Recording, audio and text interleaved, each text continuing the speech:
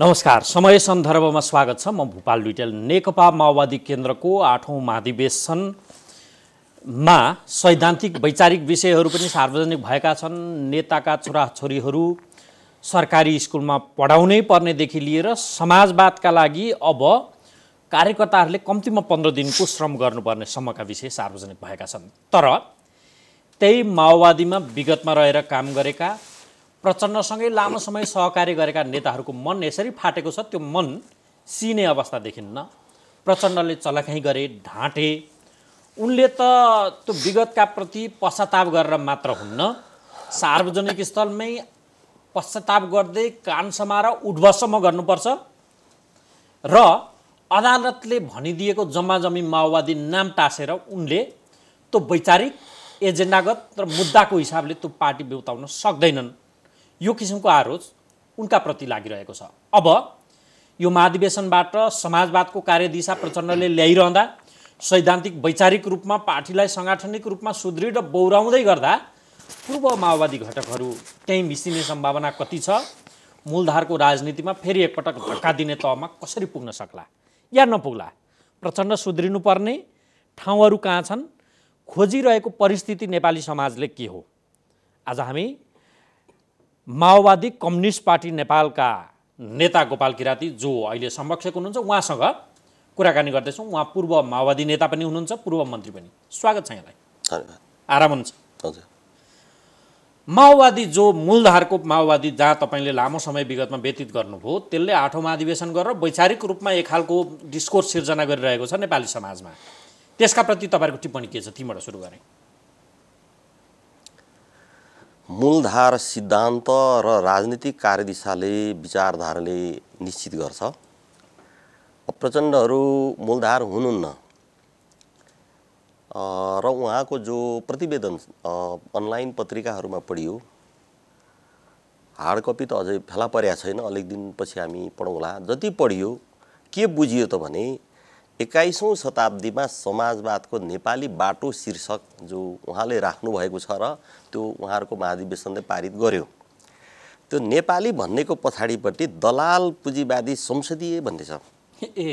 त्यसो गर्दाखेरि 21औं प्रचण्ड प्रतिवेदनको शीर्षक चाहिँ 21औं शताब्दीमा समाजवादको दलाल पुँजीवादी संसदीय बाटो सारतत्वमा त्यो हो। र एकजना लेखकले, ठुलै लेखक, नाम चलेको लेखकले लेख्नुभएछ, हिजो मात्रै मैले पढेँ, अङ्ग्रेजी शब्द प्रयोग गरेर सके कन्भिन्स गर्ने, नसके कन्फ्युज पार्ने। यो कन्फ्युजन अब डकुमेन्ट हो भनेर एकजना लेखेका रहेछन्। तर उहाँलाई म तपाईँलाई सजिलो पार्छु, विगतका गरेका कर्मका प्रति पश्चाताप जनाउनु भयो, आत्मालोचना गर्नुभयो, आफैबाट सुरु गर्छु भन्नुभयो। प्रतिवेदनको सारमा के भनिएको छ भन्दा, अब केन्द्रीय सदस्यका छोराछोरी कम्तीमा सरकारी स्कुलमै पढाउँ, समाजवादमा आफैबाट उदाहरण सुरु गर्नका लागि हामी श्रम गरौँ कम्तीमा 15 दिन लगायतका कार्यक्रम ल्याउनु भएको छ। त्यसलाई हामीले के भनेका छौँ भने, आफैबाट आत्मालोचना पनि गर्नु हो। त्यसलाई हामीले के भनेका छौँ भने, अब माओवादी आन्दोलन प्रचण्ड हिजो अध्यक्ष हुनुभयो हामी सबैको।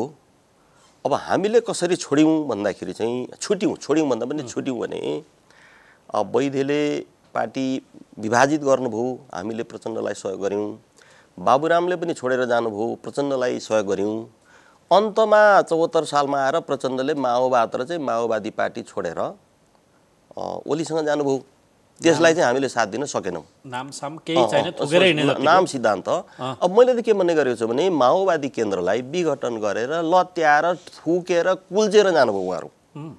हामी गएनौँ, किनकि शहीदप्रतिको दायित्व कि त समीक्षा गर्नु पर्थ्यो। जस्तो कि 48 सालको 6औं महाधिवेशनको प्रतिवेदनमा हामी पढ्न सक्दछौँ, जुन प्रतिवेदन प्रचण्डले लेख्नुभयो होला, त्यो बेला महामन्त्री हुनुभएकोले।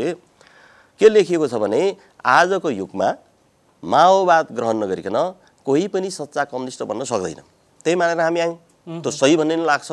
त त्यसमा समीक्षा गर्न पर्थ्यो। जस्तो लेखनाथ नेउपानेले आफ्नो टिप्पणीमा राख्नुभएछ, सैद्धान्तिक रूपले गलत हो, किनभने एमाले त पुँजीपति वर्गीय पार्टी थियो, नाम कम्युनिस्ट भए पनि। त्यसो भने सैद्धान्तिक रूपले त्यो गलत थियो। नेकपा डबल निर्माण प्रक्रिया, त्यहाँ समावेश अब त्यहाँ हाम फाल्ने प्रक्रिया, अर्को चाहिँ नि प्रक्रिया एकताको जो प्रक्रिया हो त्यो पनि गलत थियो, किनभने छापामारा शैलीमा गरियो। त्यसो गरियो। मैले तपाईँलाई भनौँ 74 साल असोज 16 गते पेरिस डाँडा स्थायी समितिको बैठकमा जुन बैठक चाहिँ उम्मेदवार सिफारिस कार्यदलको निम्ति भनेर बोलाइएको थियो, म त त्यसको निम्ति पुगेँ, प्रदेशको इन्चार्ज थियो, नामहरू लिएर त्यहाँ पुगियो। तर त्यसो भएन, नभएर अर्को विषय रहेछ प्रचण्डले भनिसक्नुभयो। भनिसकेपछि मैले चाहिँ के भनेदेखि उहाँले बोलिसकेपछि मैले हात उठाएँ। हात उठाएर भने एमालेसँग एकता गर्दाखेरि चाहिँ माओवादको सिद्धान्त के हुन्छ कमरेड? उहाँले जवाफ दिनुभयो छलफल गर्न सकिन्छ। मैले भने माओवाद कार्यान्वयनको विषयको छलफलको विषय जवाफ दिनु भएन, अहिलेसम्म दिनु भएन, दिन सक्नुहुन्न सायद। अब त्यसपछि मैले भने हेर्नुहोस्, माओवादको सिद्धान्तलाई छलफलमा धकेलिन्छ भने एकता नभएर विलय हो, विलयमा नजाउँ, तपाईँहरू जानुहुन्छ, म चाहिँ जाँदैन। मैले त्यो स्थायी समितिको बैठकमा जो बोलेको त्यो चाहिँ पुरा गरियो। वैचारिक राजनीतिक दृष्टिले सङ्गठनको अर्को छुट्टै भयो। त्यसपछि अब नारायण काजी अब कमरेडले बोल्नुभयो, महान प्रस्ताव बन्नुभयो, बादलले दृढ समर्थनमा यस्तो चाहिँ अब त्यहाँ भयो। अनि अब सकिएर बाहिर निस्कँदै गर्दा प्रचण्डलाई हिँड्दै मैले के भने अब मतभेद गर्ने म एकजना भएँ, धेरै अब समर्थक भए। त्यसो भने तपाईँले चिन्ता गर्नु पर्दैन, यो भोलि नै घोषणा गर्ने चाहिँ नि अब रोक्नु पर्यो, 1 हप्ता रोकिदिनुहोस्। मैले आग्रह गर्दै 1 हप्ता रोकिदिनुहोस्। के गरौँ भन्दाखेरि 1 हप्ताको समय लिएर जिल्ला पार्टीहरूमा सुझाव चाहिँ नि माग्ने, तपाईँले एउटा प्रतिवेदन जस्तो संक्षिप्त बनाउने परिपत्र र यसो गर्नु पर्यो, यस कारणले यस आवश्यकताले भनेर जिल्ला पार्टीहरूमा सुझाव माग्नु पर्यो। त्यसपछि मात्रै गर्नु पर्यो कमरेड भन्दै मैले हुन्छ भन्नुभयो। तर भोलि नै उहाँले चाहिँ राष्ट्रिय सभागृहमा ओलीसँग त घोषणा गर्नुभयो 6-7 बुधे र त्यहाँ बोलाइएको थियो, म गइनँ। त्यही बेला पत्रकार साथीहरूसँग चाहिँ अन्तर्वार्ता छलफलमा किन नगएको भनेर सोध्नुभयो। मैले भने नेकपा माओवादी केन्द्रको दाह संस्कार गर्न मलामी गइनँ, जाइँदैन। त यो पृष्ठभूमिमा तपाईँको चाहिँ के भयो भने उहाँहरूले गर्नुसम्म गल्ती गर्नुभयो। त हुँदै आउँदा अहिले जुन चाहिँ नि पश्चाताप छ, तर त्यो एकता चाहिँ गल्ती थिएन भन्नुभएको छ, तर पश्चाताप छ। अब के गर्ने उहाँले? अब एकता गलत थियो भनेर औपचारिक रूपले उहाँले भनिसकेपछि त्यो नेतृत्वमा रहन त हुँदैन होला भन्ठानु हुँदैन होला। र तपाईँले अब छोराछोरी यसो गर्ने, श्रम गर्नुपर्ने नेताहरूले भने उहाँले अब के गर्ने त? उहाँले पश्चाताप पनि गर्नुभयो, आत्मसना पनि गर्नु, त्यति पुग्दैन? ठाउँ थियो, अझै पनि उहाँ चाहनुहुन्छ नि ठाउँ छ भन्ने मलाई लाग्छ। तपाईँलाई के भने छोराछोरी यसो गर्ने, सरकारी स्कुलमा पढाउने अनि श्रम गर्नुपर्ने भनेर जो लेख्नु भएको छ प्रतिवेदनमा त्यहाँ पारित पनि गर्नु उहाँहरूले भयो भन्ने समाचार सुनियो। त्यसलाई हामी के बुझ्दछौँ त यो पृष्ठभूमिमा भने त्यो पार्टी अथवा प्रचण्ड नेतृत्वको माओवादी केन्द्र सुदृढ गर्नलाई, देश र जनताको चाहिँ के भनेदेखि भविष्य उज्यालो बनाउन लायक बनाउनलाई के गर्नु पर्थ्यो भनेदेखि चाहिँ यो डाक्टरले मेजर अपरेसन गर्नु पर्थ्यो। तर प्रचण्डको प्रतिवेदनले झारफुक गरेको छ। वैद्यको काम गर्यो, वैद्य भन्दा पनि धामी झाँक्री, धामी झाँक्री पनि मैले अपमान गर्न खोजे होइन। तर धामी झाँक्री भन्दा त डाक्टर अहिले एलोपेथिक चाहिँ माथि छ, अब छेउछाउमा यो आयुर्वेद पनि छ। त्यसो हुनाले मेजर अपरेसन गर्न छाडेर झारफुक गरिएको छ। त्यसो हुनाले त्यो प्रतिवेदन हामी के भन्छौँ भनेदेखि खगेन्द्र सङ्ग्रौला नै हो सबभन्दा पहिला माओवादीहरू खाओवादी हुन थाल्यौ भनेर लेख्नु भएको थियो। पछि पनि अब त हुँदै आयो। त्यो प्रतिवेदन 8औं महाधिवेशनको प्रचण्डको प्रतिवेदन वस्तु त खाओवादी प्रतिवेदन हो। सभ्य भाषामा, राजनीतिक भाषामा भन्दा काल्पनिक समाजवादी प्रतिवेदन हो। त्यो समाजवाद ल्याउने खालको प्रतिवेदन होइन। त्यो भित्र धेरै क्रान्तिकारी साथीहरू हुनुहुन्छ, त त्यो खाओवादी प्रतिवेदन हो, काल्पनिक समाजवादी प्रतिवेदन हो, त्यहाँबाट समाजवाद आउँदैन। अहिले एउटा नबुझेको कुरा चाहिँ नि, कम्युनिस्ट पार्टीमा आत्मालोचना सबैभन्दा ठुलो कुरा हो, गर्नुपर्छ। आत्मालोचना गरिसकेपछि त्यसले सबै माफी पाउँछ के? अब त्यतिले पनि पुगेन, तपाईँको लागि के गरिदिने उहाँले अथवा तपाईँहरूको लागि कि उठबस गरिदिनु पर्ने? तपाईँ त कता कान सुन्दा र उठबस गर्नुपर्छ? तपाईँहरू चाहिँ पत्रकार साथीहरूसँग कुरा गर्दा उहाँहरूको महाधिवेशनको चाहिँ नि अब सिलसिलामा सन्दर्भमा चाहिँ अब प्रचण्डले कान समातेर उठबस गर्नु पर्छ भनेर पहिल्यै भनिया हो। अब त्यो महाधिवेशनपछि पर्थ्यो, गर्नु भएन। कहाँनिर भने अरू यो भएन त्यो भएन, त्यहाँ ठिकै होला। त्यो चाहिँ नि कस्तो भनेदेखि अङ्ग्रेजी शब्द प्रयोग गर्दाखेरि चाहिँ पास्ट टेन्समा ठिकै छ, फ्युचर टेन्स अन्धकार छ। एउटा कम्युनिस्ट फ्युचर टेन्समा बाँच्छ, पास्ट टेन्समा होइन भविष्यकालमा बाँच्छ। त्यसो हुनाले सर्वहारा वर्ग समाजको सबैभन्दा उत्पीडित वर्ग, सर्वहारा वर्गको पनि अग्रदस्ता चाहिँ कम्युनिस्ट पार्टी हो। किन भन्दाखेरि त्यो चाहिँ फ्युचर टेन्समा बाँच्छ। फ्युचर टेन्स भविष्यकालमा नबाँचिकन वैज्ञानिक समाजवाद र चाहिँ के भनेदेखि साम्यवादमा पुग्ने भन्ने त्यो हुँदैन। त त्यसो गर्दा हामीले चाहिँ त्यो जो फ्युचर टेन्स छैन जो भनियो कहाँनिर भने अरू आत्मालोचना के मैले गर्दाखेरि चाहिँ अब यो भयो त्यो भयो सेना समायोजन तमाम गर्नु त्यो ठिकै छ। त्यसलाई चाहिँ नि अब हामी झारफुक भन्छौँ। के गर्नु पर्थ्यो? के गर्नु पर्थ्यो भने मूलधार भनेर तपाईँ भन्दै हुनुहुन्छ। अब मूलधार भनेको मान्छे हो कि विचार हो भन्दाखेरि चाहिँ माओवादी आन्दोलनको वैचारिक मूलधार हामी हौ। मान्छेलाई त्यो पाच्य नहोला, स्वीकार्य नहोला, आधारमा सही आधारमा जस्तो अदालतले समेत अस्वीकार गरिदिएको हो के तपाईँहरूलाई? फेरि त्यो त विचार राजनीति त जान्दैन नि त अदालतले, कानुनै जानेन। निर्वाचन आयोगमा हाम्रो नाउँमा चाहिँ दर्ता भएको उता बुझाइदियो, त्यो चाहिँ ठुलो फरेब गर्यो, अपहरण गर्यो, त्यो छुट्टै विषय हो। कसरी हामी मूलधार वैचारिक राजनीतिक रूपले भने माओवादीमा चाहिँ माओवादी आन्दोलनमा, किनभने नेकपा माओवादीले जनयुद्ध थाल्यो, हामी जनयुद्धमा सहभागी भएर लड्यौँ। 57 सालको नेकपा माओवादीको प्रथम राष्ट्रिय सम्मेलनले दोस्रो राष्ट्रिय सम्मेलनले संविधान सभाबाट संविधान बन्यो। संविधान सभाबाट संविधानको निम्ति हामी गोपाल किराँती दृढतापूर्वक लागियो। तर 57 सालबाट संविधान सभाबाट संविधानको नीति वैद्य, विप्लव, बादल, गुरुङ, पम्फा, कमरेडले छोडेर जानुभयो। संविधान सभाबाट संविधानको नीति छोडेर जानुभयो। हामीले प्रचण्डलाई छोडेनौँ, त्यो नीति छोडेनौँ। अब त्यसपछि चुनवाङ बैठकको लोकतान्त्रिक गणतन्त्रको कार्यनीति हामीले छोडेनौँ। उसले चाहिँ के भने वैद्यहरूले छोडेर जानुभयो। त्यो नीति संविधान सभाबाट संविधान र चाहिँ लोकतान्त्रिक गणतन्त्रको राजनीतिक कार्यनीतिको आधारमा प्रचण्डलाई हामीले सघायौँ। त हुँदै आउँदाखेरि चाहिँ नि अब पहिलो संविधान सभामा चाहिँ नि संविधान अधिकतम प्रगतिशील संविधान बन्न नदिने वैद्य कमरेडहरू देखिनुहुन्छ। अधिकतम प्रगतिशील संविधान बन्दै थियो, त्यहाँ काङ्ग्रेस एमाले पनि सहमतिमा आइपुगेकै थिए अन्ततः। तर उहाँहरूले भाँड्नु भएर माओवादीको अन्तर्कलह देखाउँदै ईश्वर पोखरेल चाहिँ कृष्ण सिटौला जो उपप्रधानमन्त्री हुनुहुन्थ्यो बाबुराम भट्टराईको चाहिँ के भन्ने नेतृत्वको सरकारमा, उहाँले यो कारण देखाएर छोडिदिनु भयो, सरकार छोडिदिनु भयो। त्यसरी अधिकतम प्रगतिशील संविधान बन्न सकेन। दोस्रो संविधान सभामा स्वाभाविक रूपले हामी कमजोर भयौँ। छोड्यो भने सकिएन। त त्यो हुनाले चाहिँ कमजोर भएको स्थितिमा शक्ति सन्तुलनका आधारमा संविधान बन्न पुग्दाखेरि के भयो भने न्यूनतम प्रगतिशील संविधान, कमसेकम गणतन्त्र नामको मानिदिउँ। त्यसमा पनि त्यो बेला एकीकृत माओवादीभित्र ठुलो झगडा थिए। वर्षमानजीहरू चाहिँ हुँदैन भनेर चाहिँ उहाँ भाँड्दै हुनुहुन्थ्यो। कहाँ हालियो पुरै जम्मै तपाईँहरूले मानिदिनको लागि मानेको न हो। तपाईँहरूले पहिचानका गणराज्य भनेर आएको थियो, त्यो सबै छोडेर गयो नि। त्यो भोलि गरौँला, किन जनताले 600 चाहिँ के भनेदेखि एकमा 80-82 मात्र स्थान दिएपछि गणतन्त्र नामको संविधान पनि हामीलाई चाहिँ नि त्यो बेला चाहिन्थ्यो। किनभने त्यसपछि यो पहिचान, संघीयता, गणराज्य तमाम कुराहरू जो छन् त्यो चाहिँ त फेरि हामी गर्दै लैजाउँला। अब गणतन्त्र जोगाउनुको निम्ति त्यो दोस्रो संविधान सभा 72 मा किन चाहिँ लाग्यो भन्दाखेरि चाहिँ तपाईँको माओवादीले के गर्थ्यो? यत्रो रक्तपात दुनियाँ चाहिँ हामीले चाहिँ गरियो। माओवादीले के गर्यो भन्दाखेरि कमसेकम गणतन्त्र छ है हजुर, जनतासँग भन्नुको निम्ति साथ दियो। अब हुँदै आउँदाखेरि चाहिँ नि तपाईँको के हो भने अब प्रचण्डले माओवाद र माओवादी केन्द्र छोडेर जानुभयो, हामीले सम्हाल्यौँ। त्यसो हुनाले विचार र चाहिँ के भनेदेखि राजनीतिको हिसाबले ऐतिहासिक चाहिँ जो श्रृङ्खला छ त्यो श्रृङ्खलाको ठिक प्रतिनिधित्व हामी गर्छौँ। तर अहिलेको राष्ट्रिय महाधिवेशनमा उहाँले सार्वजनिक गरेको प्रतिवेदन, राजनैतिक दस्तावेजले त खास रूपमा वैचारिक माओवादी, त्यो जनयुद्धदेखिको नेतृत्व यति बेलासम्म हेर्दाखेरि त मूलधारमा उहाँ नै हुनुहुन्छ।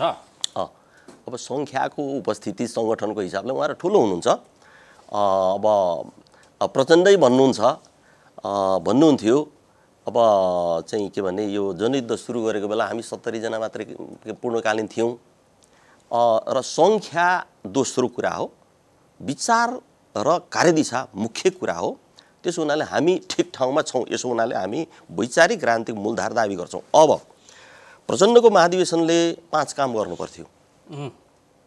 त्यो महाधिवेशन अगावै पत्रकार साथीहरूले सोध्नुभयो र मैले भनेको पनि छु, छापिएको पनि प्रकाशित पनि भएको छ। किन उपत्यका बाहिर भएको हुनाले अन्तर्वार्ता चाहिँ भ्याइएन, टिभीमै चाहिँ भ्याइएन। 5 काम गर्नुपर्थ्यो, गर्नु भएन। नम्बर 1, माओवाद त्यागेर माओवादी केन्द्र विघटन गरेर कुल्चेर थुकेर लत्याएर जानुभयो ओलीसँग। पछि अदालतले अब हाम्रो त खाइदियो, हामीलाई निकै त्यसले ठुलो हैरान परेशान बनाएको छ, नाम परिवर्तन गर्ने। भर्खरै हामीले केन्द्रीय समितिले माओवादी कम्युनिस्ट पार्टी नेपाल नामाकरण चाहिँ नि निर्णय गर्यौँ। अब आयोगतिर हाम्रो प्रक्रिया हुन्छ। त तपाईँको चाहिँ तर उतापट्टि अदालतले बोकाइदियो, बोकेर हिँड्नु भएको छ। त्यसै अर्थमा चाहिँ नि हामीले अदालती माओवादी पनि भन्छौँ प्रचण्डहरूलाई, स्वाभाविक रूपले हो। त्यसमा चाहिँ नि प्रचण्डले नम्बर 1 सार्वजनिक आत्मालोचना गर्नुपर्थ्यो। हिजो नगर्ने काम गरियो यो महाधिवेशनमा। गर्नुभयो त? गर्नु भएन। गर्नु भएन। अरू त आत्मालोचना जिम्मेवारी लिने भन्नुभयो। तर नेकपा माओवादी केन्द्र विघटन गरेर ओलीसँग जानु गलत थियो, त्यो भन्नुपर्थ्यो। गलत थियो। माओवादको सिद्धान्त त्यागेर त्यहाँ जानु गलत थियो। त्यसको निम्ति म कान समातेर उठबस गर्छु भनेर त्यो मञ्चमा उठबस गर्नुपर्छ प्रचण्डले। एक काम त्यो गर्नु भएन। सार्वजनिक आत्मा जनताप्रति, कार्यकर्ताप्रति, शहीद परिवारप्रति जवाफदेही हुनु पर्दैन, नैतिकवान हुनु पर्दैन। त्यही हो नैतिकता। यस्तो प्रचण्ड हामीले के भन्छ सोचेका थिएनौँ। अनैतिक प्रचण्ड भए, अनैतिक, घोर अनैतिक। त्यहीँनिर चाहिँ खाओवादी चाहिँ हामीले भन्नु परेको छ। त त्यसो हुनाले किन भन्दाखेरि चाहिँ त्यो जवाफदेहिता हुन्थ्यो। दोस्रो काम अब अलिकति म यसको चाहिँ बाँकी छ। लेनिन हाम्रो गुरु, सरदारहरूको अन्तर्राष्ट्रिय गुरु, हाम्रो गुरु, फर्मल्ली प्रचण्डहरूले पनि मान्नुहुन्छ। त लेनिनले भन्नुभयो, अघि तपाईँले सुरुमा भन्नुभए जस्तै, अब आत्मालोचना र चाहिँ नि रूपान्तरण बाहेक कम्युनिस्टसँग अरू शक्ति हुँदैन। के गर्ने त अब? र आत्मालोचना गर्नु पर्थ्यो, त्यहाँनिर गर्नु भएन। किन गर्नु भएन? माओवाद र माओवादी केन्द्र यसरी त्यागेर कुल्चेर हिँडेकोमा गल्ती गरियो भन्नु पर्थ्यो। किन भन्नु भएन प्रचण्डले? यहाँ ठुलो प्रश्न छ, ठुलो रहस्य छ। किन भन्नु भएन भने हिजो त्यागिएकोमा गल्ती गरियो भनेर कान समातेपछि त्यसको के भनेदेखि पूरक स्थिति के भन्थ्यो भने सेकेन्ड स्टेप, अनि अपरिहार्य सेकेन्ड चाहिँ के भनेदेखि दोस्रो चरण के हुन्थ्यो भने त्यो कान समातेर उर्वस गरेपछि प्रचण्डले भन्नु पर्थ्यो, अब म त्यसो गर्ने छैन, म माओवादको सिद्धान्त त्याग्ने छैन, माओवादी पार्टीमा मैले तलमाथि गर्ने छैन भनेर प्रतिबद्धता गर्नुपर्थ्यो। हो, त्यो प्रतिबद्धता गर्न नपरोस् भनेर उहाँले गल्ती स्वीकार नगरे हो। र अब त्यहाँनिर रहस्य मैले भन्दै थिएँ, यस आधारमा, यस अर्थमा त्यो माओवाद, अहिलेको चाहिँ त्यो औपचारिक माओवाद र माओवादी पार्टी छोडेर हिँड्न अझै प्रचण्ड खुट्टा उचालिराख्नु भएको छ प्रचण्डहरू। र त्यो ठाउँ राख्नको लागि उहाँले चाहिँ नि सार्वजनिक आत्मालोचना गर्नु भएन, जो गर्नु पर्दथ्यो। नम्बर 1 भनेको प्रचण्ड अझै माओवादी पार्टी छोड्ने, त्यो छोड्नको लागि चाहिँ नि त्यो उहाँले चाहिँ खुट्टा उचालिराख्नु भएको छ। कहाँ जान? त्यो उहाँको त्यो प्रतिवेदन हेर्दाखेरि माधव नेपालसँग धेरै नजिक देखिन्छ। स्वाभाविकै होला। ओलीसँग आधारभूत रूपले एउटै हो नाम र अब माओवाद भन्नु पर्यो प्रचण्डले नचाहेर पनि। अब चाहिँ तपाईँको ओली भन्नुहुन्न र कम्युनिस्ट पार्टी भन्ने हटाइदिने हो भने बाबुराम उपेन्द्र यादवसँग ठ्याक्कै मिल्छ। भनेको विशेष महाधिवेशनको चर्चा पनि उहाँले माओवादी फेरि छाड्नका लागि लिएर आउनु भएको छ। अब त्यो ठाउँ पाउने बित्तिकै उहाँ त्यो छाड्ने सैद्धान्तिक ठाउँ राख्नु भएको छ। ओके, खै अब यसमा अझै व्याख्या नि म तपाईँलाई सजिलो, तपाईँले त्यो छाड्ने कुरा गरिहाल्नुभयो। माधव नेपालसँग नजिकको सम्बन्ध देखिन्छ, त्यता जानु होला भन्ने तपाईँको शङ्का रहिरहला। समाजवादको त्यो उहाँको प्रतिवेदनमा समाजवादको कार्यदिशा भनिएको छ होइन, नेपाली बाटो, समाजवादको संसदीय बाटो। मैले फेरि दोहोर्याउँदा या त्यो ती भित्रका क्लिष्ट शब्दहरू हेर्दा नि, जस्तो अहिले सरकारमा हुने र नहुने बिचको बडो ठुलो वर्गीय विभेदको लडाइँ हो जस्तो गरेर उहाँले चित्रित गरेको देखिन्छ। यसको अर्थ सरकारमा नभएको अब अहिले राप्रपा राजावादीहरू होलान् अथवा एमाले, सरकारमा हुने र नहुने बिचको वर्गीय लडाईँ जस्तो मान्ने हो भने त कङ्ग्रेसलाई उहाँहरूले हिजो अस्ति भनेको अहिले पनि भनिराखेको पुँजीपतिहरूको पार्टी, दलाल पुँजीपति वर्गको पार्टी उहाँहरू सर्वहाराको कम्युनिस्ट नाम राख्ने जति सर्वहाराको भनौँ न। त्यसो भए सरकारमा सहकार्य गरेर त्यो लडाईँ मान्ने हो भने माओवादी पार्टी वर्ग परिवर्तन गरेर कि पुँजीपतिको पार्टी हुनु पर्यो कि काङ्ग्रेसले वर्ग परिवर्तन गरेर त्यो सर्वहारामा झरेको हुनु पर्यो? यो चाहिँ के हो? ठिक हो, यहाँ के हो समस्या यहीँनिर। र त्यो नम्बर 1 त्यो यो म यो मैले सार बताउँदैछु। मैले 5वटा कुरा बताएको थिएँ। 5वटामा पहिले यो सकेर अनि जाउँ न। अब प्रचण्ड समूहको दुःखको कारण नै त्यही हो। अब यसैमा तपाईले जो प्रश्न गर्नुभयो दोस्रो होइन, जो गर्नु पर्थ्यो उहाँहरूले 5वटा काम गर्नुहोस्, शुभकामना गऱ्यौँ, हामीले शुभेच्छा गऱ्यौँ, गर्नु भएन। जो अहिले गर्नु पर्थ्यो गर्नु भएन। त्यो दोस्रो चाहिँ के भने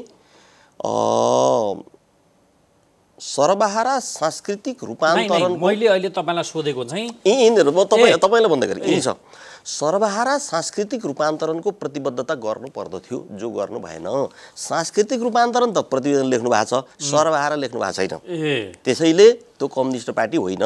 सर्वहारा सांस्कृतिक रूपान्तरणको प्रतिबद्धता उहाँले गर्नुभएको भएदेखि ठ्याक्कै चाहिँ नि त्यो भनेको वर्गीय उत्थान पनि हो नि।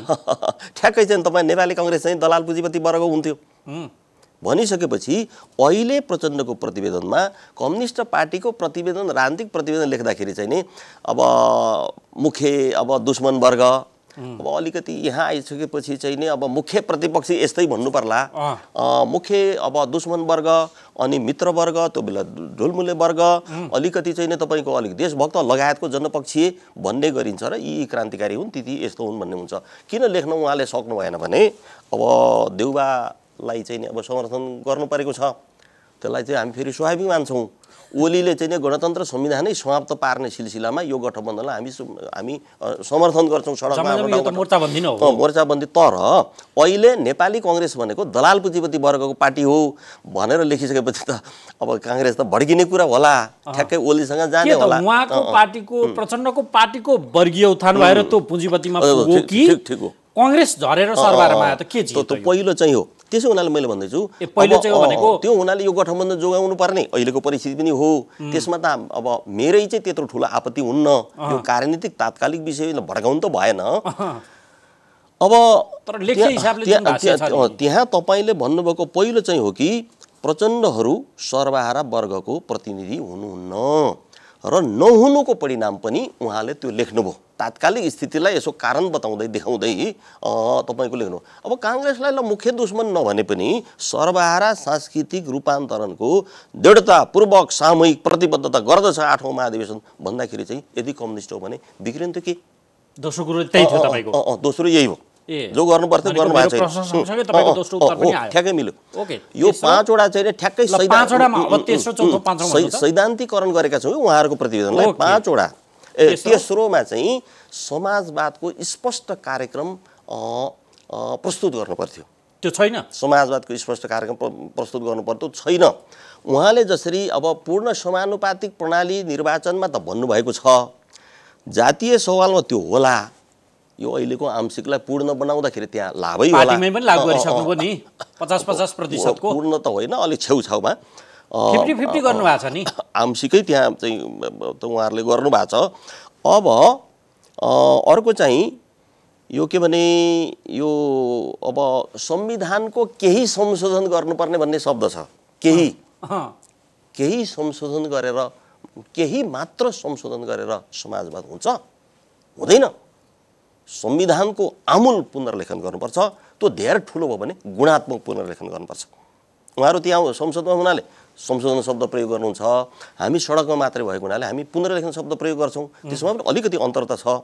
त त्यसो हुनाले ल उहाँले भन्नुभएको समानुपातिक प्रणालीलाई बढाउनु पर्छ, पार्टीबाटै सुरु गर्नु त बढाउनु पर्छ। ठिक छ, त्यसको निम्ति त्यो त उहाँहरूको आन्तरिक कुरा भयो। अब नेपाल अब देशको राजनीतिको प्रश्नमा त्यसले जातीय सवाललाई मैले फेरि दोहोर्दा केही बढोत्तरी गर्ला, लैङ्गिकलाई पनि केही गर्ला, तर वर्गीय चाहिँ के त? प्रचण्डको जो समाजवादको बाटो छ त्यो बाटोमा हिँड्दै गएर समाजवाद हासिल गर्ने भन्ने होला। अनि उहाँले चाहिँ नि निर्वाचन प्रणालीमा जे पेश गर्नु भएको छ त्यसले समाजवादमा पुर्याउँछ कसरी पुर्याउँदैन यसको जवाफ यो होला होइन कम्युनिस्टहरूको त्यो लेनिन या तपाईँ माओले अङ्गीकार गरेको राज्य नियन्त्रित अर्थव्यवस्था सारमा भन्दा त्यही नै त होला नि त्यही गरियो भने समाजवादमा पुगिन्छ त्यसले वर्गीय विभेद सम्पूर्ण रूपमा अन्त्य गर्छ भन्ने नि होला नि त्यतिले मात्र पुग्दैन नि जस्तो कि माओ त्से-तुङ हाम्रो गुरुले के भन्नुभयो भनेदेखि चाहिँ नि राजनीति अर्थतन्त्र र संस्कृतिको सम्बन्ध के हो सम्बन्ध र स्थान के हो भन्दाखेरि चाहिँ अर्थतन्त्र राज्यको चाहिँ नै तपाईको खुट्टा हो आधार हो तपाईको चाहिँ नि राजनीति टाउको संस्कृति यो दुईटाको प्रतिबिम्ब हो खुट्टा दरो छ टाउको स्वस्थ छ उन्नत छ भनेदेखि संस्कृति त्यही प्रतिबिम्बित हुन्छ त्यो कमजोर छ गए गुज्रेको छ भने बाहिर त्यही प्रतिबिम्बित हुन्छ त्यसो गर्दाखेरि चाहिँ राजनीतिमा मुख्य राजनीति भनेको टाउको त टाउको हुनाले अब चाहिँ अब दलीय व्यवस्था हामी भनिरहेको छ त्यसो गर्दा भन्न खोजेको के हो भुवालजी भने समाजवादको स्पष्ट कार्यक्रम छैन प्रचण्डको त प्रतिवेदनमा तपाईले भनेको चीज नबुझेको व्यक्ति हो र प्रचण्ड अब प्रचण्डले भनेको म सबै बुझ्छु र मैले भनेको त उहाँ हिजोको मेरो नेता हुँदा झन् उहाँले नबुझ्ने कुरै भएन तर त्यसो कुरो त क्लियर छैन तर वास्तविक समाजवादको निम्ति प्रचण्डहरू तयार हुनुहुन्न राज्य नियन्त्रित समाजवाद ल्याउन चाहनुहुन्छ त्यो त ओपन छ त ओपन सेक्रेट हो राज्य दलीय व्यवस्था त स्वीकार गरिएछ त्यसो न मैले यहाँ भन्न खोजेको के हो भने त्यो त यसो तपाईहरुले गर्ने गरे म सजिलो पार्छु हैन सजिलो भन्दा कम्युनिस्ट पार्टीको दुईटा कुरा एउटा रणनीतिक एउटा तात्कालिक हैन कार्यनीति र रणनीति दुईटा कुरा कार्यनीतिको हिसाबले चाहिँ अहिले बहुलवाद पनि स्वीकारेकै हो संसदीय व्यवस्था पनि स्वीकारेको हो साम्यवादमा पुग्नका लागि पुँजीवादी क्रान्ति पहिले त्यसले आधार खडा गर्छ समाजवाद पुग्ने अनि साम्यवाद पुग्ने तब मात्रै हामीले खोजेको समाजवाद आइपुग्छ वर्गरहित समाज त्यो साम्यवादमा भन्ने हो त त्यो लक्ष्यमा उहाँहरूको परिवर्तन छैन बहुलवाद चाहिँ प्रचण्डले पनि स्वीकार गर्नुभएको छैन त्यो संविधानमा जो बहुलवाद छ अभ्यासै त्यसमा गरिराख्नु भएको छ बहुदल र बहुलवाद एउटै होइन यो दार्शनिक र राजनीतिक विषय यता छोड्दिउँ मैले भन्न खोजेको के भने नेपाल दलाल तथा नोकरशाही पुँजीवादी भयो राज्य भयो भनेर उहाँले पनि लेख्नु भएको छ प्रतिवेदनमा त्यो चाहिँ सही हो त्यहाँ हाम्रो मिल्छ तर दलाल तथा नोकरशाही पुँजीवादी राज्य सत्ता व्यवस्था बनाउने काम केले गरेछ 72 को संविधानपछि केले गरेछ भने निर्वाचन प्रणालीले गरेको छ जो निर्वाचन प्रणाली छ अहिलेको यो चाहिँ नि तपाईको निर्वाचन प्रणाली दलाल तथा नोकरशाही पुँजीवादी निर्वाचन प्रणाली हो छोटोमा यो दलाल पुँजीवादी निर्वाचन प्रणाली हो प्रमाण के त भने वार्ड सदस्य जित्नको लागि 10 लाख खर्च गर्नुपर्छ 10 लाख खर्च गरेपछि असुल गर्ने कि नगर्ने असुल गर्नु पर्यो त्यहीँनिर भ्रष्टाचार संस्थागत भएको छ त्यसो हुनाले दलाल पुँजीवादी निर्वाचन प्रणालीले समाजवाद ल्याउँछ समाजवाद पुगिन्छ पुग्दैन त्यसो हुनाले दलाल पुँजीवादी निर्वाचन प्रणाली खारेज गर्नुपर्छ समाजवादी निर्वाचन प्रणाली लागू गर्नुपर्छ समाजवादी निर्वाचन प्रणाली बिना तपाईको चाहिँ दलाल पुँजीवाद हटाउन सकिन्न समाजवादको बाटोमा हिँडिन्न र समाजवादमा पुगिन्न यो सम्बन्धमा हामीले पार्टी पुनर्गठनपछि जो विकास गरेका छौं समाजवादी निर्वाचन प्रणाली भनेर जो विकास गरेका छौं र त्यो पुस्तक चाहिने त्यो प्रतिवेदन 77 चैतमा मैले प्रचण्डलाई बुझाएको छु अदालतको फैसलापछि अब के गर्ने होला भनेर चाहिँ भेटघाटको क्रममा मैले बुझाएको छु उहाँले पढ्नु भएन त्यो थाहा छैन त्यसपछिको प्रतिक्रिया थाहा छैन कि तपाई नै भन्नु पुँजीवादी निर्वाचन प्रणालीले पुँजीवाद संस्थागत गर्छ अब समाजवाद भनेको पुँजीवाद चाहिँ तपाईले अर्थतन्त्र लगायतको भन्नु त्यो अर्को कुरा भयो मैले भन्न खोजेको भन्दा अर्को कुरा भयो भनिराखेको भन्दा र समाजवाद ल्याउने भन्दा समाजवादी निर्वाचन प्रणाली चाहियो नि अब त्यो समाजवादी निर्वाचन प्रणाली भनेको के हो कस्तो फेरि छलफल गरौँला त्यो स्वीकार्न प्रचण्ड तयार हुनुहुन्छ त्यो तयार भएको भएदेखि त त्यो तपाईको चाहिँ नि त्यसलाई संसदीय बाटो भनेर मैले भन्नै पर्दैन थियो अब चौथो के हो भने देशद्रोही एमसीसी खारेज गरियो भनेर त्यो प्रतिवेदन खारेज गर्ने भनेर प्रतिवेदन लेख्नु पर्थ्यो लेखिएन परिमार्जन के भनेर चाहिँ भन्नु भएको छ त्यो परिमार्जन घुमाएर चाहिँ नि पास गर्ने भन्ने भयो त्यसो हुनाले चाहिँ देशद्रोही एमसीसी हामी यस अर्थले भन्छौं कि यो अमेरिकी इन्डो पेसिफिक सैन्य रणनीतिको एमसीसी परियोजना यो सम्झौता भनेको चाहिँ लाई हामी के भन्दै आएका छौं भने यो अन्तिम र दोस्रो सुगौली सन्धि हो अन्तिम र दोस्रो सुगौली सन्धि हो सुगौली सन्धिले तीनवटा खराबी गर्यो नेपालको राष्ट्रिय आत्मनिर्णयको अधिकार कुण्ठित गर्यो र निश्चित समुदायका युवाहरूलाई चाहिँ के भनेदेखि भाडाको सिपाही बनायो र महाकाली यो मेची उतापट्टिको चाहिँ भूगोल खाइदियो। भारत चाहिँ ब्रिटिस भारतलाई बुझाइदियो। तैपनि अब यो बडा चाहिँ यो के भनेदेखि अब विडम्बनाको बीच पनि मेची र महाकालीको चाहिँ बचाइदियो। यो सुगौली सन्धिले बाँकी राखेको नेपाल एमसीसीले समाप्त गर्दैछ भनेर हामी बुझ्छौँ। त्यसो बेला अन्तिम सुगौली सन्धिको अन्तिम र चाहिँ के भनेदेखि चाहिँ यो दोस्रो सुगौली सन्धि हो। त्यसपछि एमसीसी लागू गरिसकेपछि जो त्यसका प्रावधानहरू छन् र अमेरिकाको जुन रवैया छ, चीन र तिनीहरूको चाहिँ के भनेदेखि द्वन्द्व छ, सङ्घर्ष त्यहाँ छ र त्यसको चाहिँ के भने यो साँडेको जुधाइ बाछाको मिचाइमा नेपाललाई पारिँदैछ नेपालीलाई र इन्डो पेसिफिक सैन्य रणनीतिको एमसीसी सम्झौता लागू गरिसकेपछि त्यसपछि नेपालमा कहिल्यै पनि सुगौली सन्धि हुने छैन, कहिल्यै पनि 1950 को सन्धि हुने छैन। तर कमसेकम कानुनी रूपले स्वतन्त्र रहँदै आएको नेपाल देशभक्त नेपालीले सम्झनेछन्। अनाहकमा चाहिँ अनावश्यक रक्तपात होला, मानवीय र भौतिक क्षति धेरै होला। देशभक्त नेपाली जनताले अमेरिकी सेना र त्यसका दलालहरूलाई चाहिँ नि भ्याकुरा खेदै गरेर लखेट्ने छन्। यो देश हामी फेरि स्वतन्त्र बनाउँछौँ। अनि प्रचण्डले के गर्नुहुन्छ त? त्यसलाई त्यो एमसीसीलाई स्वीकार घुम्दै फिर्दै रुम्जेटा त्यहाँ थुप्रै प्रश्न आयो नि त। जस्तो सीपी गजुरेले शुभकामना, मैले युट्युबमा हेरेँ, सीपी गजुरेले शुभकामना मन्तव्य गर्दा एमसीसी खारेज गर्नुपर्छ गरियोस् भन्दाखेरि त्यहाँ प्रतिनिधि धेरैले ताली बजाए, खुसी बनाए बिचरा। भोटिङ हुने हो भने त्यहाँ चाहिँ त्यो चाहिँ 8औं महाधिवेशनमा बहुमत प्रतिनिधि एमसीसीको विरुद्धमा जान्थे, त्यहाँ मतदान त गराउनु भएन। त्यसो हुनाले देशद्रोही एमसीसी सम्झौता स्वीकार गर्नुभएको छ घुमाएर। अब उहाँलाई यति चाहिँ सानो कुरामा धन्यवाद दिउँ कि उहाँहरूले नै त्यहाँ अड्काउने काम चाहिँ अहिले गर्नुभएको छ। परिमार्जन माधव नेपाल, यो चाहिँ के भने यो झलनाथ खनाल, भीम रावल, हिजो त्यो अड्काउने काम चाहिँ उहाँले गर्नुभएको छ। त्यसको निम्ति प्रचण्डहरूलाई धन्यवाद छ। तर अनुकूलता बनाएर, जस्तो यहाँ चर्चा बजारमा के छ भने त्यसो नभइदियोस्, अनुकूलता खोज्दै हुनुहुन्छ। अब यो ओमिक्रोन भन्ने चाहिँ नि यो के अरे यो कोरोनाको अर्को चाहिँ नि प्रकार भेरिएन्ट आउँदैछ। त्यहाँ भारतमा, युरोपमा, कता नेपालमा लौ भनिसकेपछि सम्भवतया यो गठबन्धन सरकारले अब सङ्कटकाल लगाउन सक्छ। ओमिक्रोन कोरोनाको अर्को चाहिँ नि प्रकार भनेर चाहिँ नि सङ्कटकाल लगाउन सक्छ। किनभने आन्दोलन नहोस्, सङ्कटकाल लगाएर एमसीसी पारित गर्नेतर्फ जान सक्छ। तर चाहिँ नि अब काश्मीरका जनतालाई मोदीले जसरी के भनेदेखि घाँटी निमोठेर राखेका छन् 1-1.5 वर्षदेखि, सधैँ त्यसरी बस्ने छैनन्। त्यो के भने हामीले सिक्दै सुन्दै आएको के हो भनेदेखि चाहिँ जहाँ दमन त्यहाँ प्रतिरोध, जहाँ प्रतिरोध त्यहाँ विस्फोट हुन्छ। र एमसीसीको सवालमा उहाँले चाहिँ नि खारेज गर्नु पर्थ्यो, खारेज गर्नु भएन। अब पाँचौं के हो भने 21औं शताब्दीको जनवादको प्रतिवेदन लेखेर प्रस्तुत गर्ने क्रममा 60 सालमा र लोकतान्त्रिक गणतन्त्र अब कार्यनीतिक बनाउने चाहिँ के भनेदेखि प्रतिवेदन पेश गर्ने र व्याख्या गर्ने क्रममा चुनाव बैठक 62 सालमा प्रचण्डले एउटा राम्रो गीत रचना गर्नुभएको थियो। अब त्यो गीतको असाध्य नजिकको फ्यान अङ्ग्रेजीमा भन्दा नेपालीमा प्रशंसक र मैले ग्रहण पनि गरेँ। मैले धेरैचोटि त्यो गीत गाएँ र मैले आजीवन रूपमा गाइरहनुपर्छ।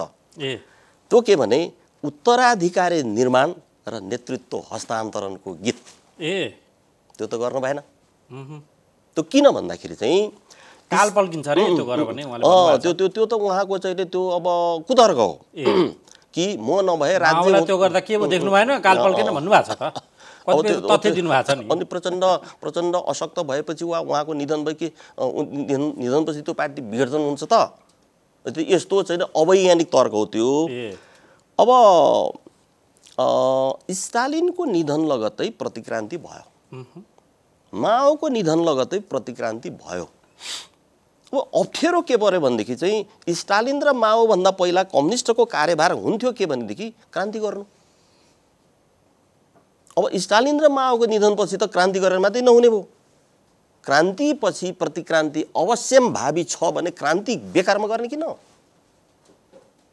यो प्रश्न संसारभरि खास गरिकन ज्याक डेरिडाले बढी व्याख्या गरे डिकन्स्ट्रक्सन भनेर।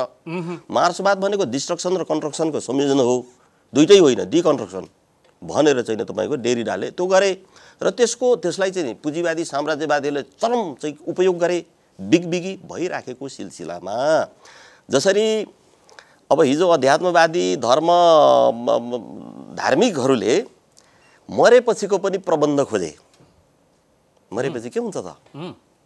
खोज्दा खोज्दा खोज्दा के प्रबन्ध गर्नु? स्वर्ग हुन्छ, ग्यारेन्टी त्यो मरेपछि स्वर्ग राम्रो गरे, स्वर्गमा नभए नर्कमा यो प्रबन्ध गरे र मानिसले चाहिँ सोच्न थाले कि मरेपछि म स्वर्ग जान्छु, स्वर्गमा त्यहाँ रहन्छु। यथार्थमा त त्यो हुँदैन, तर एउटा कल्पना गरे त्यसको चाहिँ नि अब फेरि प्राधान्यता त समाजमा छ भनेपछि चाहिँ नि यता हामी कम्युनिस्टहरूले मरेपछि स्वर्ग त बुझ्ने कुरो भएन। म मरेपछि के हुन्छ?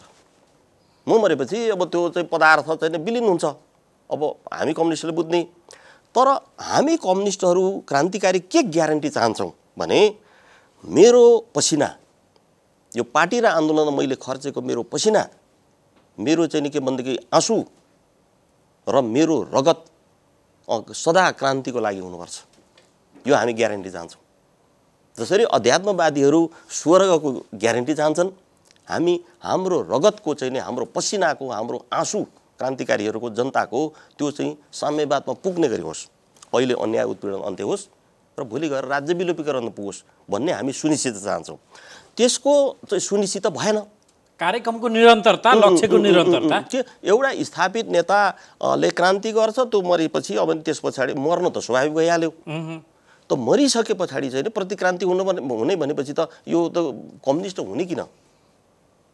यो प्रश्नको चाहिँ समाधान उहाँहरूले उत्तराधिकारी निर्माण र नेतृत्व हस्तान्तरण, त्यसको लागि चाहिँ तपाईँको चाहिँ यसो गर्ने उसो गर्ने थुप्रै चाहिँ उहाँहरूले गर्नुभएको थियो र चाहिँ उहाँहरूले अहिले यो हस्तान्तरण गर्न तयारी हुनु भएन।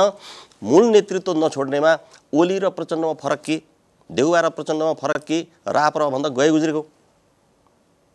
त्यहीँनिर चाहिँ हरिबोल गजुरेलले उहाँले त हो कि होइन पाराको बोल्नु भएछ।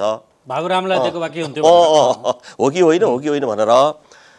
अब त्यो अध्यक्ष लिन बाबुराम तयार हुनु भएन त्यो बेला, या मुखले भने पनि दिलैबाट अध्यक्ष हस्तान्तरण गर्न प्रचण्ड तयार हुनु भएन। अब फरक कुरा भयो, मलाई थाहा छैन। उहाँहरू अब त्यहाँ स्थायी समितिमा हुनुहुन्थ्यो, सचिवालयमा हुनुहुन्थ्यो, म त्यो बेला केन्द्रीय समिति पोलिट ब्युरो कतातिर म थिएँ, त्यो सबै थाहा छैन। तर जबरजस्ती ल बाबुराम हुने, म धेरै वर्ष भइसकेँ, म वैचारिक काम गर्छु, बाबुरामजी हुने, बाबुराम नहुने अरू हुने, मैले अब गर्दैन भन्नुपर्नेमा दिए जस्तो पनि नदिए के भयो त? बाबुराम जान्नुहुन्छ। त्यसै कारणले उत्तराधिकारी निर्माण, नेतृत्व हस्तान्तरण यो अहिले तयार नहुनुको पछाडिको कारण के तपाईँलाई के लाग्छ? प्रचण्डको पद नेताहरू तयार नभएको अर्को भन्ने तर्क पनि छ। प्रचण्डको पदलोलुपता र प्रचण्ड गुटको चाहिँ नि यो चाहिँ नि नकारात्मक प्रबन्धन। जस्तो त्यहाँ के हो भन्दाखेरि नारायण काजी अब स्वाभाविक रूपले दोस्रो नेता हो, नारायण काजीलाई बनाउनु पर्ने हुन्छ। प्रस्तावै गर्दाखेरि ल मतदान गर्दाखेरि नारायण काजी जित्नुहुन्न अहिलेसम्म, भविष्यमा आउने दिनमा थाहा छैन। त्यसपछि नारायण काजीलाई प्रस्ताव गर्दाखेरि के हुने भने अरू जनयुद्ध लडिआएकाहरू चाहिँ नमान्ने भए, अनि भोटिङ गर्दाखेरि नारायण काजी के भने हार्ने हुन्छ, निश्चित छ। हारेपछि यो प्रचण्डले हरायो भन्ने फेरि त्यहाँ होला। तर जे भए पनि उहाँले छोडिदिनु पर्थ्यो एउटा प्रक्रिया पुर्याएर। त्यसैले त्यो गीत हामी गाइरहेका छौँ, उहाँले त छोडिदिनु भयो। उत्तराधिकारी निर्माण र नेतृत्व हस्तान्तरण हाम्रो पनि यही 129औं माओ दिवसको अवसरमा पुस 11 गते बुटवलमा केन्द्रीय सचिवालयको विस्तारित बैठक बस्यौँ। जुन बेला उहाँहरू प्रचण्डहरू यहाँ काठमाडौँमा उद्घाटन गर्दै हुनुहुन्थ्यो आफ्नो अधिवेशनको, हामीले के निर्णय गऱ्यौँ भनेदेखि चाहिँ वैचारिक काममा जोड दिने गरी, वैचारिक काममा जोड दिने र नयाँ सन्देशसहितको नयाँ नेतृत्व विकास गर्ने गरी चाहिँ हिजोको अध्यक्ष गोपाल किराँती संरक्षक, हिजो सचिवालय सदस्य कमरेड रामनारायण पाल महासचिव एकपदी हामीले यो गऱ्यौँ र हामी अभ्यास गर्दैछौँ। अहिले त साथीहरू अलिक छक्क पर्नु भएको छ हाम्रो सङ्गठनमा, माओवादी कम्युनिस्ट पार्टीमा बुझाउँदै लगिया छ र यसलाई ठिक ढङ्गले चाहिँ हामीले स्थापित गऱ्यौँ, अभ्यास गऱ्यौँ भनेदेखि चाहिँ 2-4 वर्षपछि सबै पार्टीलाई हामी दबाब खडा गर्छौँ। आजको दिनमा तपाईँले यी 5 कुरा बताइरहँदा नि गर्नु पर्थ्यो गर्नु भएन। 5 कुरा गर्न प्रचण्ड तयार भइरहँदा भोलि नि तपाईँ त्यो माओवादीमा प्रवेश गर्नुहुन्छ? अब 6वटा हुन्छ। त्यो 5औँको चाहिँ के भने अब 6वटा भनेको प्रवेश गर्न त हामी भन्दैनौँ। ए प्रवेश किन गर्छौँ? उहाँहरूले कुल्चेर थुकेर हिँड्यो भने यो उहाँलाई ल्याउने त आत्मालोचना गर्नु। उहाँलाई ल्याउने हामी जाने भन्दा पनि कुरो मिल्यो भने सिद्धान्त विचार चरित्र मिल्यो भनेदेखि ध्रुवीकरण गर्ने भन्ने हुन्छ। 5वटामा 6वटा कुरा भन्नु पनि अर्को के एउटा 6वटा हुन पुग्ने यो 5औँको चाहिँ उत्तराधिकारी निर्माण र नेतृत्व हस्तान्तरण गर्नु पर्थ्यो गर्नु भएन।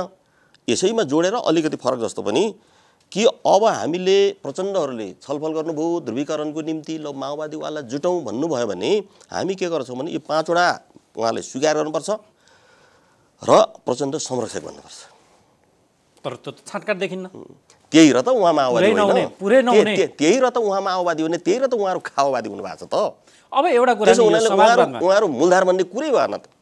समाजवादमा पुग्दाखेरिको यो वर्गीय आर्थिक जुन विभेद छ त्यो विभेदको खाडललाई अब त्यो हेऱ्यो भने अब विगत एक समयको 2-3 खर्ब मानिसहरू अर्ब मानिसहरू तपाईँ गरिबीको रेखामुनि थियो भने त्यो घटेर आजको दिनको आँकडा भन्छ 70 करोड हाराहारीमा आइपुग्यो आँकडाले भन्छ। संरचना त्यो आर्थिक पक्ष निर्माणको आर्थिक संरचना निर्माणको संरचना त्यो हिजो कम्युनिस्टले सत्तो सराप गरे जस्तो श्रमिक र मालिक बीचको शोषणको मात्र अवस्था छैन। आजको दिनमा टार्गेट त्यो सेयरलाई वा रियल इस्टेटहरूलाई पारेको देखिन्छ। अहिलेको समस्या खास दलाल पुँजीवाद निर्माणको अवस्था यो हो भनेर पनि त्यो दस्तावेजमा किटान गरेको देखिन्छ। तर त्यहाँ त त्यो मालिक र त्यो रियल इस्टेटमा होस् या सेयरमा होस् मालिक र श्रमिक बीचको शोषण त छैन छ त। त्यसको संश्लेषण गरेको छैन बरु धारे हात मात्रै लगाएको देखियो क्या। किन त्यो त्यो त्यो अघि नै त्यो झारफुक नगरिकन कार्यकर्ताले मान्दैनन्। अनि झारफुक गर्ने अपरेसन बाँकी थियो त उहाँले चाहिँ आफ्नो निकास दिएको एउटा निकास चाहिँ मार्क्सवादी एउटा निकास दिनु पर्यो भनेदेखि दिएको भए तपाईँको त्यो कार्यक्रम हुन्थ्यो। के गर्ने उसले गर्दा बिग्रियो त्यो अलिकति हुने भयो। अब मैले कसरी सपार्नको त योजना हुनु पऱ्यो नि त। आफ्नो माओवादी योजना हुनु पर्यो। त्यो माओवादी योजना छैन। एका दुई चाहिँ नि कार्यक्रम बनेन। त्यही त समाजवादको स्पष्ट कार्यक्रम बनेन। अर्थात् हामी सिटामोल प्रयोग गर्छौँ भने तब मात्र प्रयोग गर्छौँ जति बेला ज्वरो आयो भन्ने थाहा पाइन्छ नि। भनेको नापिनु पर्यो समाजवाद नापिनु पर्यो। नाप्ने काम भएन। तपाईँको चाहिँ नि 1 2 3 अब हामी छोटा के भन्यो भने आर्थिक विषयवस्तुमा यो चाहिँ नि यो उदारीकरण नउदारीकरण भनेको चाहिँ नपुँजीवादीकरण हो। त्यसको विरुद्ध नलडिकन देश स्वाधीन हुँदैन। फेरि अन्तर सम्बन्ध पनि राख्नै पर्यो र आर्थिक चाहिँ के भने आत्मनिर्भरताको जो कुरा हुन्छ आत्मनिर्भरतालाई परनिर्भरताको अस्वीकार गर्नुपर्छ। तर आत्मनिर्भरता मात्रै फेरि चाहिँ हुँदैन। एकातिर आत्मनिर्भरता राष्ट्रिय के भनेदेखि आर्थिक आत्मनिर्भरता अर्को चाहिँ नि के भनेदेखि आफ्नो स्वाधीनता सहितको अन्तर्निर्भरता दुईटा चाहिन्छ अहिलेको अर्थ के भनेदेखि तन्त्रको निम्ति अर्थनीति निर्माण गर्दा। त्यसो गर्दाखेरि यो अहिलेको नपुँजीवादीकरण जो भएको छ प्रचण्डले अब म झुपडीमा गएर बस्छु भनेर भन्नुभएको छ। अब बस्न थाल्नुहोस् हाम्रो शुभकामना छ। 63 सालमा खुला हुने बित्तिकै मैले त भनेको थिएँ सुझाव गरेको थिएँ उहाँले चाहिँ सुन्नै भएन। 1 वर्ष चाहिँ सुझाव गर्दा पनि उहाँले नसुनेपछि मैले त्यो बेला जनदिशा दैनिकमा लेखै पनि लेखेका थिएँ।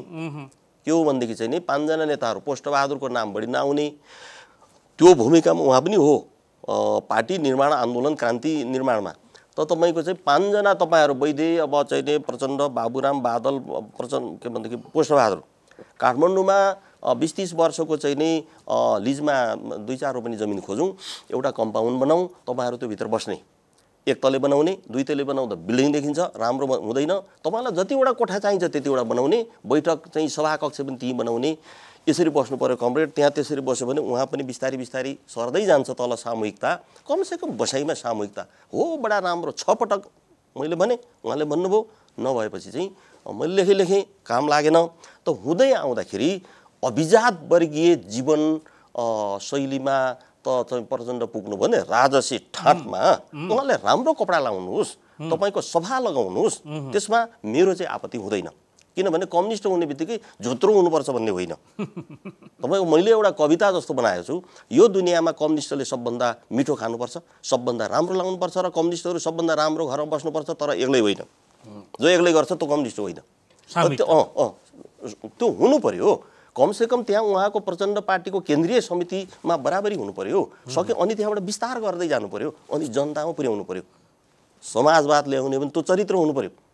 अब गर्नुभयो भनेदेखि त्यो एउटा काम त हुन्छ, तर 5 काम जो गर्नु पर्दथ्यो यो महाधिवेशनबाट गर्नु पर्दथ्यो त्यो नगरेपछि अब यो चाहिँ पत्याउने कुरा भएन। अबको भावी कार्यदिशा नि सारमा यहाँ कङ्ग्रेसको महाधिवेशन भयो, नेतृत्व त्यही आयो, देउबाजी नै आउनुभयो, एमालेको ओलीजी नै आउनुभयो, राप्रपामा बरु अलिकति केही फरक हो कि जस्तो देखिएको छ नेताको हिसाबले। माओवादीमा त त्यही पक्का भइगयो। भावी राजनीतिक कार्यदिशा माओवादीले त्यो हस्तक्षेपकारी भूमिका खेल्छ भन्नेमा किमार्थ विश्वास छैन। भएन। अब सर्वथा त्यो अस्वीकार। केही सांसदहरू जित्लान् त जस्तो चाहिँ नि अब 64मा हामी पुर्याउँछौँ भन्दै हुनुहुन्छ ढाडसको लागि। ठिक छ, 64मा पुग्नको लागि राजनीतिक कार्यक्रम र नेताहरूको चरित्र 52 सालको हुनुपर्छ। 52 सालले पुर्याउने 64। अहिले बम बन्दुक भन्ने कुरा भएन। त उहाँहरूको चाहिँ नि अब कुन सालको जसरी कुन वर्गको हो त भनेर चाहिँ नि अब उहाँको प्रतिवेदन बुझिसक्नु छैन, त बडा अबोधगम्य हुन्छ। त अबोधगम्य जब हुन्छ त्यो चाहिँ प्रतिगामी वर्गको हुन्छ, बोधगम्य चाहिँ अग्रगामी वर्ग हुन्छ। त त्यो भनेदेखि चाहिँ 64मा पुग्नुहुन्न।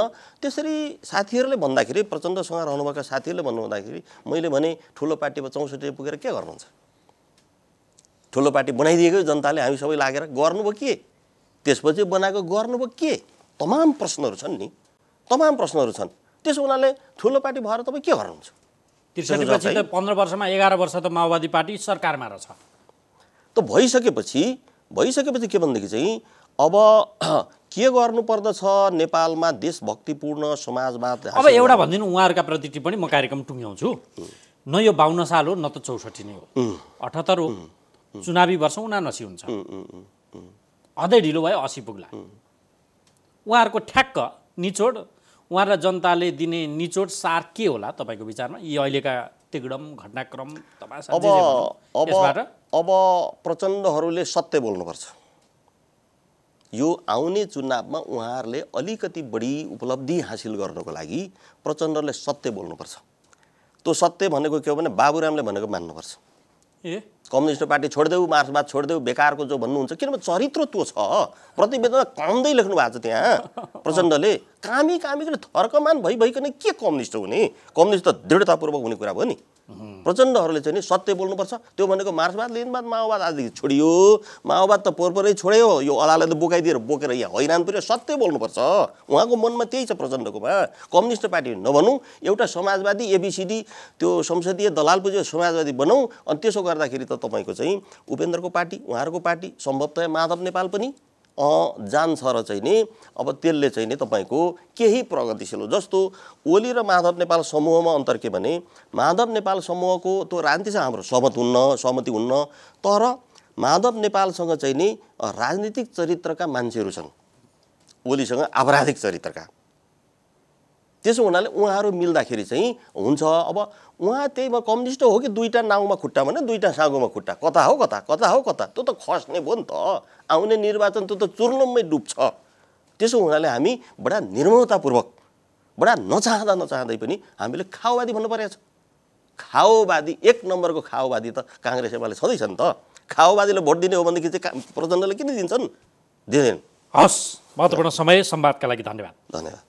आदरणीय दर्शकहरू, कार्यक्रमको निर्धारित समय सक्यो। आज हामीले माओवादी कम्युनिस्ट पार्टी नेपालका नेता संरक्षक गोपाल किरातीसँग माओवादी पार्टीको आगत सारमा अब यो के होला, केन्द्रको यसले माओवादी केन्द्रले दिने कार्यदिशा के हुन सक्छन्, यावत विषयलाई केन्द्रमा राखेर हामीले संवाद गऱ्यौँ। अर्को अङ्कमा फेरि तपाईँ हाम्रो भेट हुने नै छ। हामीलाई आजलाई बिदा दिनुहोस्। नमस्कार।